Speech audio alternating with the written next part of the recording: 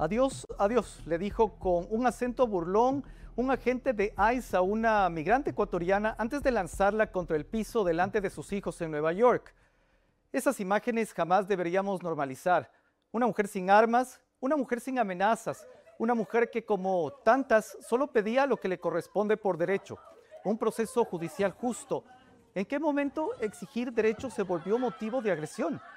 Cuando este tipo de violencia viene de quienes deben tener el derecho de protegernos y garantizar la justicia. Eso no se llama simplemente exceso de fuerza, eso se llama brutalidad. ¿Estamos entrando en la era de la ICE brutality? Hoy en la hora del migrante tendremos a expertos en inmigración, ex agentes de policía y defensores de los derechos humanos. Vamos a analizar la nueva realidad en la que vivimos los extranjeros en Estados Unidos. Desde Miami, Florida, me acompaña el reconocido abogado de inmigración Ángel Leal. También nos acompaña el director de la organización Human Rights Defense Center, Paul Wright, desde Alemania. Y para dar el punto de vista estratégico tenemos al ex policía y abogado criminalista Richard Díaz. Muchísimas gracias a todos. Primero, quisiera que escuchemos y miremos el video que ha causado conmoción. Adiós, adiós.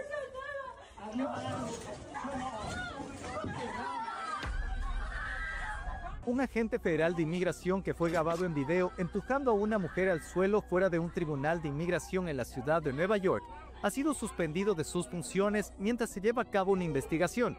Así lo anunció el Departamento de Seguridad Nacional.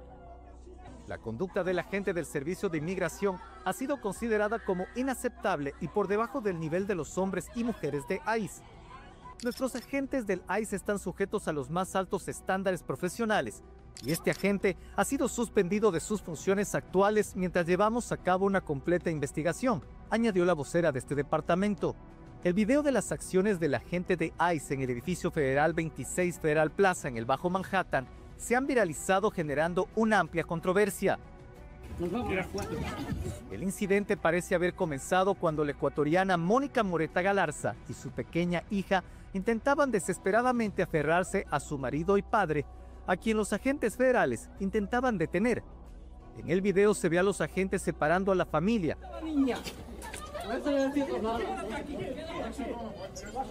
Y a uno de ellos agarrando a la mujer por el cabello. No estoy haciendo nada. El hombre fue finalmente detenido. Yo tengo lo que allá también nos pegaron. Yo no pensé venir acá a Estados Unidos y también que me pase lo mismo. Otro video mostraba a la mujer enfrentándose al agente de ICE que era objeto de la investigación. A continuación, se le veía empujando a la mujer y tirándole al suelo delante de sus hijos y de una multitud de periodistas y funcionarios federales y judiciales. Durante el altercado, se oye al agente de ICE decir adiós, adiós, varias veces. Adiós, adiós, adiós. Esta mujer estaba completamente enojada de que su esposo fue sacado de la corte y detenido y arrestado. Está preocupada por él. Ella sabe que las condiciones a las que van son terribles. Ella estaba llorando y fue tirada contra el piso por un agente de ICE, que le golpea la cabeza. ¿A dónde vamos con esto? ¿Qué son ellos? ¿Qué está haciendo ICE? Haremos el seguimiento a esta historia, porque es el ejemplo de muchos. Tenemos agentes de policía secretos que están atacando a nuestras comunidades con excesiva violencia. Y ellos piensan que pueden hacerlo con impunidad, porque nadie les hace rendir cuentas. Bajo la segunda administración Trump se ha desplegado agentes de ICE en los tribunales de inmigración de todo el país para detener a algunas de las personas que asisten a sus audiencias. La medida ha sido duramente criticada por defensores y líderes demócratas que afirman que socava los principios del debido proceso y disuade a las personas de cumplir con el proceso de inmigración. Galo Arellano, Canela News. El gobierno ecuatoriano exige una explicación de esta agresión. Richard, comencemos contigo. Tú como ex policía, supongo, habrás realizado muchos arrestos en tu carrera. ¿Justifica algún protocolo de detención el empujar al suelo a una mujer desarmada y sin resistencia activa? Depende. Todos los policías tienen el derecho de utilizar bajo la ley estatal y federal toda fuerza razonablemente necesario para eliminar la amenaza o la presentación de una persona en un lugar. Para mí, donde el policía se excedió fue con el empujón. pero el policía estaba en todo su derecho de agarrar a esa mujer en una corte migratoria, un edificio federal donde ya no tiene por qué estar ahí. Estaba obstruyendo la justicia, estaba creando un semi-alboroto y no tenía ya un derecho. Y cuando te dicen un gobierno, un agente federal en una oficina gubernamental, te tienes que ir como si tú entras a mi lugar de trabajo personal privado y te digo, te vas, y si no te vas, yo te puedo sacar a fuerza. Lo que pasa es que para mí la fuerza fue, no en el momento de separarlo del marido, eso es completamente legal, pero cuando él la empuja, para mí es donde él cruzó la línea. Paul, ¿qué derechos humanos crees tú que se estarían siendo vulnerados con este caso? O si no se está vulnerando ningún derecho, ¿cuál es tu opinión? Bueno, tristemente las fuerzas de inmigración en Estados Unidos tienen una larga historia del uso excesivo de la fuerza, que yo he estado haciendo ese trabajo ya casi 40 años y esto era un problema en los años 80. No ha mejorado, siguen siendo un problema. O sea, si quiero hacer predicciones, la predicción más grande va a ser que la gente, después de la investigación, lo van a exonerar y va a seguir como si nada. Eso es lo que pasa por lo general. Pero sí, pero se ve que ese es el uso de fuerza excesiva. Pero por una de las cosas, y como dice Richard, que el problema aquí no es cuando empieza a separarla del marido, es cuando le empujan al piso. Eso es parte del problema. Pero uno de los cambios más grandes que se está viendo es en estas imágenes, por ejemplo, con los agentes con las caras disfrazadas y no diciendo cuáles son sus nombres. Y ese es un cambio no solo en el enforzamiento de las leyes de inmigración, sino en el forzamiento de la ley policial aquí en Estados Unidos por lo general. Históricamente, los policías no han sido encapuchados, no se han escondido el nombre y la cara. Y esto es un cambio nuevo, pero también, como diría mi mamá de 87 años, ¿quién quiere enseñar la cara haciéndole esto a mujeres y niños? Ángel, realizar estos arrestos sin orden judicial en tribunales de inmigración, ¿cuál es tu lectura? Mi lectura es que esto es escandaloso y inaceptable. Y sí hay derechos. Y hay un límite del uso de fuerza por parte de ICE.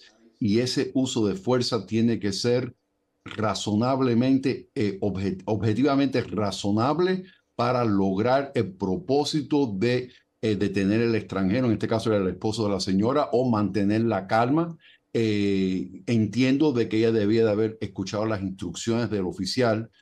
Coincido con Richard de que el empujón fue el paso ya más allá de lo tolerable, pero nada de esto debería de estar sucediendo y todo esto está sucediendo. Y es importante notar, los parámetros para que se use la fuerza es que la fuerza física nada más que se puede utilizar cuando sea tanto necesario y razonable, que los lugares de inmigración, en este caso una corte de inmigración, deben de evitar al mayor, lo mayor posible cualquier tipo de enfrentación física, conflicto físico y tratar de disuadir a la persona hablando con la persona, explicando a la persona qué es lo que va a suceder con el esposo que estaban detenidos en ese momento, porque lo que él estaba haciendo era tratando de no separarse de su hija, entendible, porque entre otras cosas, me imagino que él no tenía la expectativa que lo iban a detener porque él estaba cumpliendo con su cita en una corte de inmigración y de pronto por cumplir con el requisito de asistir a la corte de inmigración, que dicho sea de paso, la esposa y la niña tienen el derecho de estar allá, no sé que la jueza o el juez de inmigración determinaron que no podían estar presentes en el salón, pero básicamente estas personas lo arrestaron, no me queda claro si fue antes o después de la audiencia, pero el caso es de que tienen su derecho de estar ahí, es en un lugar público, a no ser que la corte había determinado que no podían estar ahí. Pero que la fuerza física nada más que se debe utilizar al el extento mínimo para evitar de que haya una desobediencia, para restablecer la orden y asegurar la seguridad pública. Y en este caso, la seguridad pública no estaba en peligro, otras personas no estaban en peligro, el agente no estaba en peligro y la suspensión es apropiada, pero es escalofriante y es producto de la política actual de inmigración, de estas detenciones innecesarias, en mi opinión, detenciones mandatorias en algunos casos por precedentes recientes del Tribunal de Apelaciones de Inmigración, pero igual aunque son detenciones que tal vez, en mi opinión, sean, estén fuera de lugar, tal vez estén en su derecho de hacerlo, pero lo tienen que hacer de forma medida. Ahora, quiero que veamos y escuchemos el segundo video de este mismo caso. Fíjense en cómo el esposo de esta mujer ecuatoriana es llevado a un rincón en las gradas de este edificio. ¡Suelte! ¡Suelte, señora!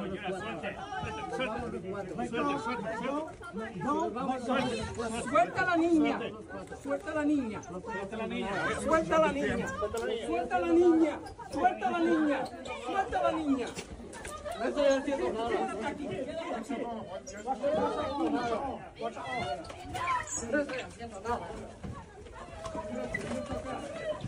No estoy haciendo nada.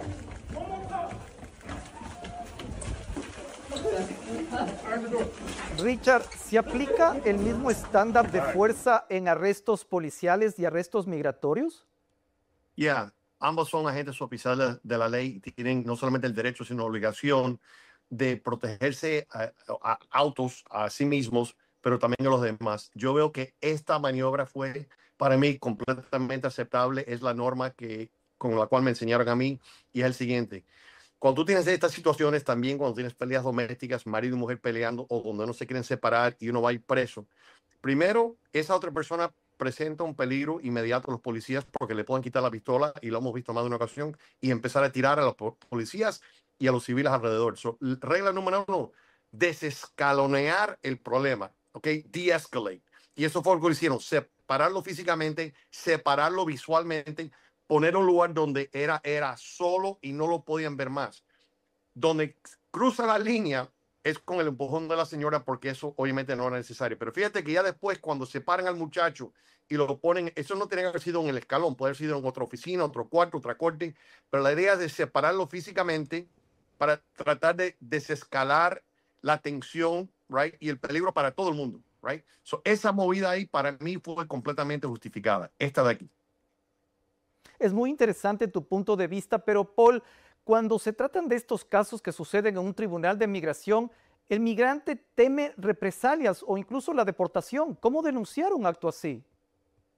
Pues yo pienso que la razón que lo están haciendo en las cortes es exactamente para eso, para intimidar a la gente para que abandonen su proceso legal. Y pienso que eso es uno de los puntos claves aquí. Es que según esto, la administración de Trump han estado hablando de que están opuestos a la inmigración ilegal, pero por definición, los inmigrantes que están viniendo a la corte, que están en un proceso legal, no son los ilegales. Estos son los que están cumpliendo, tratando de cumplir con todas las reglas, cumplir con la ley y usar el procedimiento legal al que tienen derecho. Y ya para cuando están viniendo agentes armados, encapuchados a la corte para estar arrestando a los inmigrantes que están apareciendo para sus audiencias judiciales, pienso que es obvio que el intento del gobierno es intimidar a los inmigrantes para que abandonen su proceso legal y se deporten por sí mismos o dejen el país o abandonen su proceso legal, y al momento que abandonan su proceso legal, pues se convierten, ya pierden ese derecho. Y que lo están haciendo en la corte, pienso que es algo que no está perdido en nadie, en la razón que lo están haciendo. Ahora, Ángel, ¿qué recursos tiene una persona detenida de forma violenta? ¿Puede demandar al Estado? Sí, bajo la ley federal de reclamaciones civiles, el Federal Tort Claims Act, básicamente es un proceso, primero implica un proceso administrativo donde se le anuncia a la entidad, en este caso Inmigración y Control de Aduanas, el Departamento de Seguridad Nacional, que hay la intención de querer demandar producto de el uso excesivo de fuerza, presunto uso excesivo de fuerza. Eso se tiene que determinar después de una investigación, que es lo que ha anunciado Inmigración y Control de Aduanas, pero asumiendo de que llegaran a determinar eso, entonces tratan de llegar a un convenio. En caso de que no, entonces existiría la posibilidad de poder demandar a nivel de Corte Federal, pero es un proceso administrativo primero y después a nivel de Corte Federal. Quiero recalcar rápidamente de que La gran mayoría de los agentes de inmigración y control de aduanas son profesionales que tratan de hacer lo mejor posible bajo circunstancias muy difíciles y que en realidad actúan con profesionalismo. Y también una lección para los televidentes de que en caso de que vayan a ser detenidos por ICE, tienen que obedecer las instrucciones del oficial. Y eso aplica a la señora también. No estoy justificando el empujón. Coincido con Richard en eso. Pero cuando le den una instrucción a un oficial federal, un agente federal, tienen que obedecer esto. Tenemos que bajar el clima. Tenemos que bajar todo el ambiente que estamos viviendo ahora con el tema de la inmigración. Porque lastimosamente acabamos de vivir lo que sucedió en Dallas, porque precisamente los ánimos están caldeados. Entonces creo que nos corresponde a todos nosotros, los profesionales de la ley, abogados de inmigración, funcionarios de inmigración, de bajar el clima, bajar la tensión para que evitar situaciones que se vayan a escalar. Como dijo Richard, la intención aquí de parte de todos nosotros es de-escalar para que no haya peligro a los agentes, al público o a los mismos extranjeros. Tenemos otro video de supuesta abuso, exceso de fuerza de los agentes de ICE. Esto sucedió en un supermercado. Veamos. I can videotape. I'm a combat vet. No, I'm a combat vet. Are you a... Then where's this cop? Are you a cop? Are you ICE or a cop? Hey, are you ICE or a cop? Tell me that, please. Call 911. Hey, are you ICE or a cop? Gentlemen, you need to identify yourself. Hey, are you ICE or a cop? You could be. Are you ICE or a cop? Are you ICE or a cop? Hey, look at their face. Are you ICE or a fucking cop? Are you ICE or a fucking cop? Oh, really? You're gonna fucking tase them? I got this on video. I'm a combat vet. I'm an Afghanistan combat vet. I got this on video. You won't even identify yourself. Richard, cuando tú ves estas imágenes, una persona dice, es un policía, es una persona, ¿quién eres? Entonces, entiendo que cuando te dan una orden, un oficial de policía, tienes que obedecer. Pero cuando una persona que no se identifica quiere someterte, tú también tienes derecho a salvar tu vida a toda costa. ¿Qué opinas de toda esta situación? Es una muy buena pregunta y es un problema real, desafortunadamente, que lleva pasando décadas. Hay muchos policías que trabajan no uniformados, encubiertos. Yo trabajé 5 años encubiertos, así como estoy vestido, quizás un poco más casual en Miami en el verano, pero me estaba armado, tenía mi chapa. Y una de las cosas que nos enseñaron siempre era que cuando tú vas a actuar como policía, hora de servicio o fuera del servicio, y no estás uniformado, debes de primero, si se puede, llamar a una unidad uniformado y que ellos intercedan. Yo lo hacía muchas veces, pero hay veces que no tenemos ese lujo, tenemos que actuar inmediatamente. Lo que tienes que hacer en ese momento es sacar tu chapa, así lo tengas en la cartera o en el cuello, y sacarlo, y te tienes que identificar de manera muy clara. Hasta que tú no haces eso, la persona... Right, so, hasta que tú no hagas eso, la persona tiene toda razón para autodefenderse, right, y para resistir con una cantidad de fuerza razonable, hasta que es claro para esa persona de que la persona que lo está acosando o que lo está tratando de contener es un agente oficial de la ley. Ahora, Paul, ¿existe racismo, xenofobia estructural en las instituciones migratorias? Tomemos en cuenta que la Corte Suprema también le dio luz verde para que precisamente los agentes de ICE usen el perfil racial para hacer estos arrestos. Pues el racismo es algo muy obvio, porque mira, bien sabemos que no solo somos los latinos o las personas de prietas que están en Estados Unidos, tanto como migrantes ilegales. Vas a Chicago o partes en el medio oeste de Estados Unidos y está lleno de inmigrantes ilegales de Polonia, de Chechnya y de Europa Central. Y no estamos viendo hasta el momento no he visto ninguna imagen hasta el momento no he visto ninguna imagen de inmigrantes ilegales de Polonia siendo tratados de esta manera.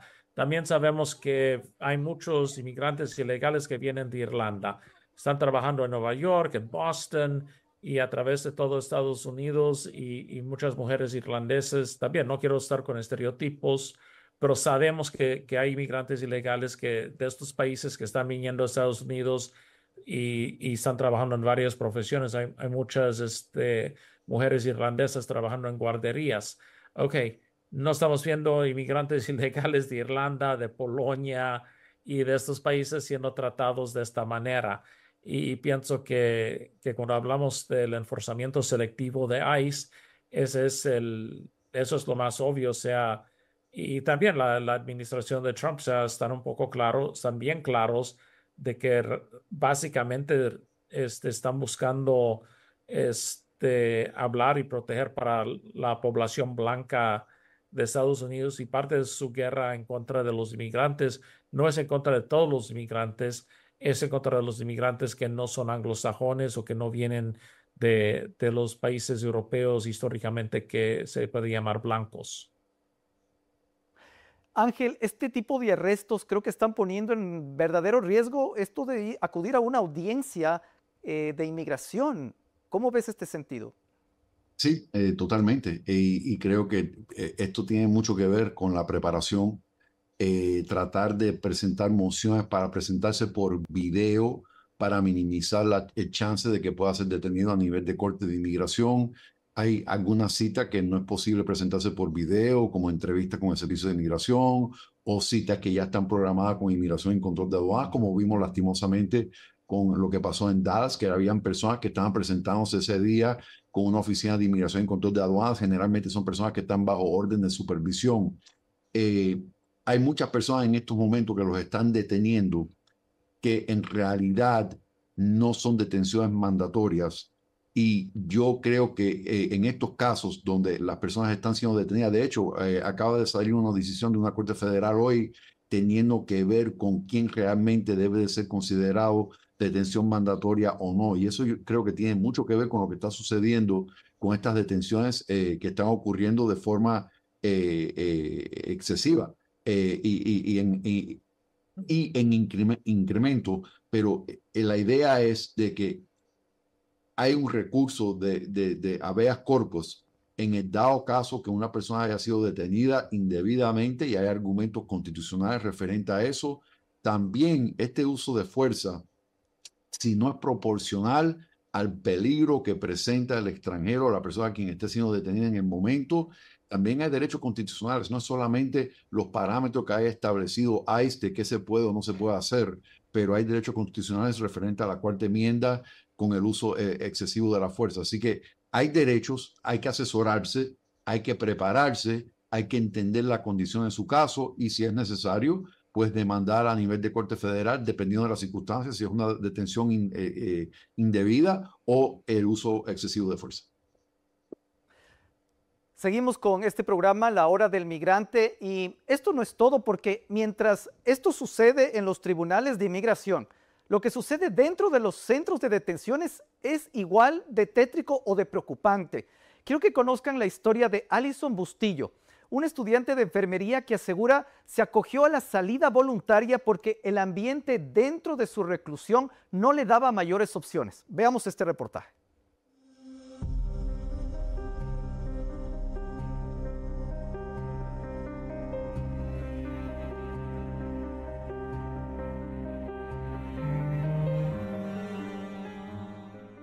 La estudiante de enfermería Alison Bustillo optó por la salida voluntaria y regresó a Honduras después de pasar 6 meses detenida por inmigración en Estados Unidos, alegando malos tratos y opciones limitadas bajo políticas de inmigración estrictas. El maltrato que recibimos en los centros de detenciones ha forzado a muchas personas dejar todo, dejar a sus familias, a sus hijos enfermos, a sus abuelos, a firmar una salida voluntaria, y hay gente también que no tiene otra opción más que salir del país, lamentablemente, salir del país y dejar todo atrás y regresar a un país que algunos no conocen, o otros tienen pues su familia en Estados Unidos y no tienen nada en los países donde nació. La hondureña de 20 años dijo que fue detenida en febrero de 2025 cuando agentes del Servicio de Inmigración y Control de Aduanas irrumpieron en su casa de Charlotte, Carolina del Norte, mientras buscaban a otra persona. Su madre y su hermano también fueron detenidos, pero posteriormente fueron puestos en libertad. Fue injusto cómo me detuvieron.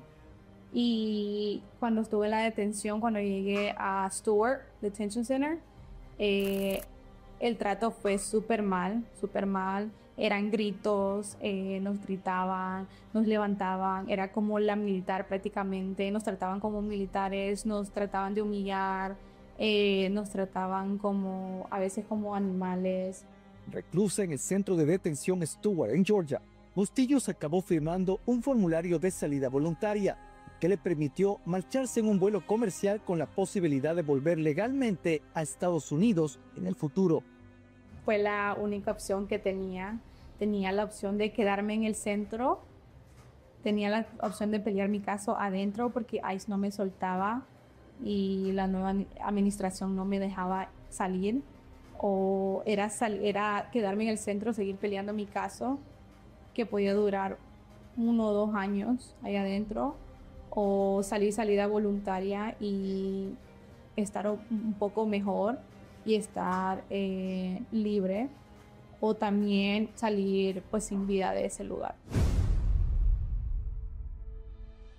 Bajo las políticas de inmigración anteriores, las personas como Bustillos con fuertes lazos comunitarios y sin antecedentes penales solían ser liberadas bajo fianza mientras impugnaban la deportación. Sin embargo, durante la administración Trump se restringió la elegibilidad para las fianzas a quienes entraron ilegalmente en Estados Unidos. El presidente Donald Trump, que ha convertido la inmigración en uno de los pilares de su agenda para el segundo mandato, ha impulsado medidas más estrictas, como la reducción de las protecciones legales temporales para ciertos migrantes y la ampliación del número de personas susceptibles a ser deportadas. El juez fue el que determinó darme la salida voluntaria y quitarme ese cargo de arriving alien. Ahora, cuando ya estoy en Honduras, ya puedo regresar para Estados Unidos por medio de una visa. Por medio de una visa puedo regresar porque mi récord está limpio y no tengo, aparte del arriving alien, pues eso ya no existe ya. Y aparte que también no tenía ningún récord criminal en los Estados Unidos. Bustillos se está readaptando ahora a la vida en Honduras, donde reside con sus abuelos de San Martín, en un país que había abandonado a los 8 años de edad. Su abuela Griselda Palacios expresó su frustración por la situación de su nieta. Es injusto todo lo que ella pasó, lo que ella sufrió, y pues que tomen otras medidas que sean justas, ¿verdad? Porque no es justo que alguien que no cometa ningún error ni nada en ese país actúen de esa manera como ella pasó, ¿verdad? Galo Arellano, La Hora del Migrante. Varias cosas. Aquí en el centro de detención, entonces, según la denuncia, y no veo por qué no pueda tener credibilidad el testimonio de esta mujer, dice que primero el ambiente les obliga a firmar esta salida voluntaria, les dicen que se pueden quedar muchos años allá y también les dicen que pueden regresar a los Estados Unidos. Ángel, rápidamente, ¿qué significa la salida voluntaria? Es salir sin carta de deportación y un castigo de 10 años para volver a entrar. Me preocuparía en el caso de la señorita y tendría que profundizar si tal vez tenga un castigo de permanencia ilegal. Técnicamente salió no deportada, pero si estuvo en algún momento ilegalmente en el país, eso puede ser un impedimento de que regrese. Pero quitando esa preocupación, técnicamente optó por la salida voluntaria antes de enfrentar un proceso prolongado de corte de inmigración. Y rápidamente recalco que una detención inmigratoria nunca debe de ser un castigo.